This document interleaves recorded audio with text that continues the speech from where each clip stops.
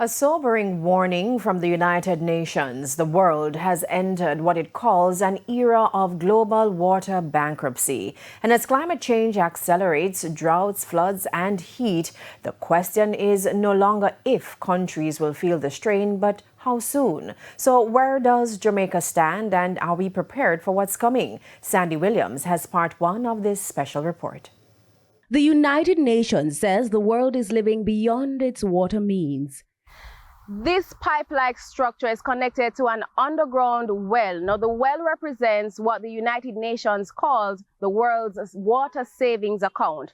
Underground water stored over decades, sometimes centuries. Now, the warning this evening is that many countries around the world are pumping from these reserves faster than nature can replace them. Experts say once these reserves are depleted, recovery is slow, expensive, and in some cases, impossible. Here in Jamaica, the warning has not gone unnoticed. It requires Jamaica to take notice. Jamaica studies its water resources regularly and comprehensively. Minister of Water Matthew Samuda says Jamaica still has more fresh water than it currently needs, between 4 and 5 times what is required for drinking, agriculture, and industry. But he admits that advantage is shrinking. Jamaica still, though declining, because it is declining, still possesses 400% to 500% of what it needs for potable water, irrigation, and commercial usage in terms of freshwater resources relative to those needs. And we also have efficiencies that we are targeting through the Water Commission, through the Irrigation Commission, that will significantly reduce waste.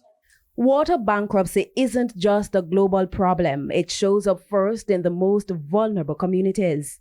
One of the solutions that they can look into, especially that rural water supply, is harvesting of rainwater. It sounds archaic, but it's something that is actually sustainable for households and for communities.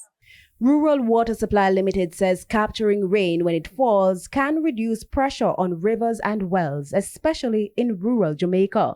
But at the heart of the problem is not just water availability, but water access.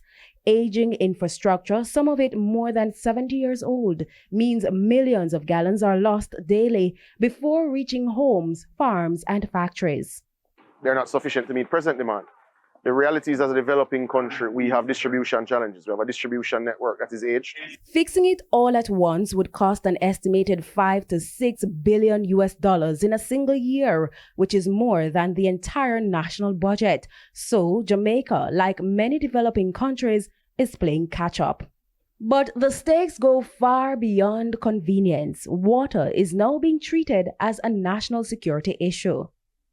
So the water sector has been contemplated within the National Plan for Security, which is the Plan Secure Jamaica. The National Security Council would have looked at all of the areas of great risk, and yes, water is indeed contemplated by the Security Council. Because when water fails, food fails, health fails, economic stability fails, and as climate change tightens its grip, the real test may not be how much water Jamaica has, but how wisely it is managed. Sandy Williams, TVJ News.